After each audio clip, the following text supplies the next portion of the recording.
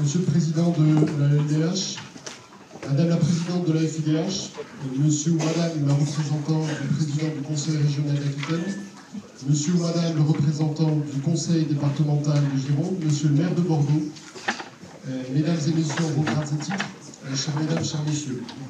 Aujourd'hui, à l'instar des propos de Monsieur le maire de Bordeaux, j'éprouve l'honneur et vertige. L'honneur qui est le mien et à travers ma modeste personne, celui du barreau de Bordeaux que d'intervenir en ouverture de ce 92e congrès de la Ligue des droits de l'homme.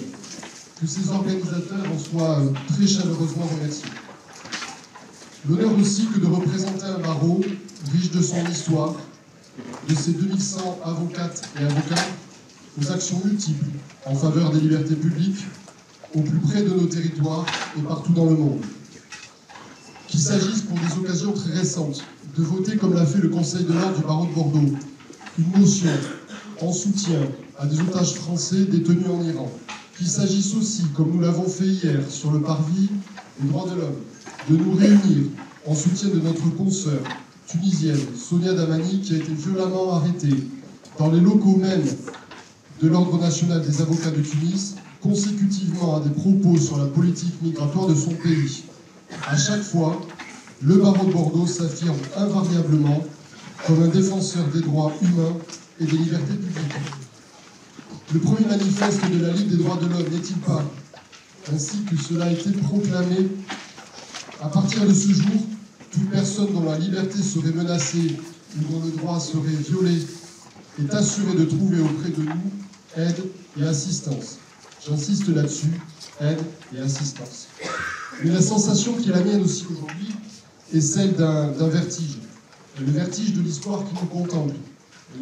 L'histoire de ces lieux, l'Université de Bordeaux, et à titre de confidence, c'est une université que j'ai très modestement fréquentée lorsqu'il s'agissait pour moi de faire des travaux sur l'aspect sociologique du principe de non-discrimination raciale. Mais c'est aussi l'histoire de ces âmes et des figures tutélaires qui ont été rappelées par M. Méo, par M. le maire de Bordeaux aussi. Nécessairement Émile Durkheim, qui prit la défense du capitaine Dreyfus, qui anima à Bordeaux, cela a déjà été dit, la section locale de la Jeune Ligue de défense des droits de l'homme et du citoyen. Incontestablement Ludovic Trarieux, dont l'œuvre est immense. M. le maire de Bordeaux a rappelé effectivement l'attachement du barreau de Bordeaux à Ludovic Trarieux, et dont je retiendrai aussi qu'il fut un témoin essentiel lors du procès Zola. Gérard Boulanger, évidemment, avocat, que j'ai eu l'occasion de connaître, président de la section bordelaise de la LDH, puis de la Fédération de Gironde, et dont l'attachement aux droits humains et aux libertés fondamentales les plus à rappeler. Alors, cet honneur et ce vertige pourraient susciter en nous angoisse ou appréhension. Mais soyez assurés qu'il n'en est absolument rien. En réalité, le barreau de Bordeaux se révèle enthousiaste, armé de ce que quelqu'un que vous connaissez nécessairement, Victor Bach, appelait l'indignation passionnée, indignation contre toutes les formes d'inégalité et de différence de traitement, indignation contre tout ce qui isole, contre tout ce qui précarise. Ce sont des indignations partagées et soutenues par le barreau de Bordeaux.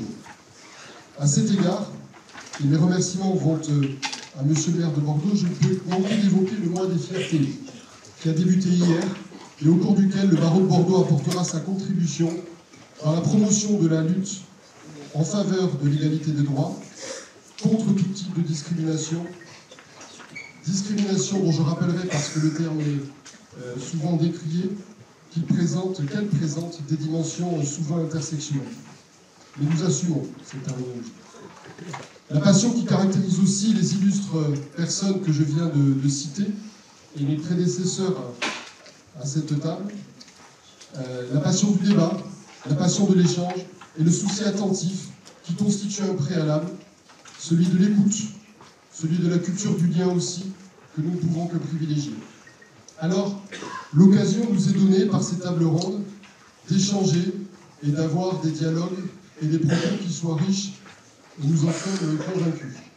Et puis, en écho, c'est ce que je rappelais à M. Méo, à cette très belle affiche qui invite à rejoindre la LDH, le vœu du baron de Bordeaux, le vœu le plus sincère, dans un contexte où finalement l'horizon nous apparaît bien troublé, c'est finalement de rencontrer des fleurs, beaucoup de fleurs, de la lumière sur les choses et aux yeux des hommes. Bon congé à tous, je vous remercie.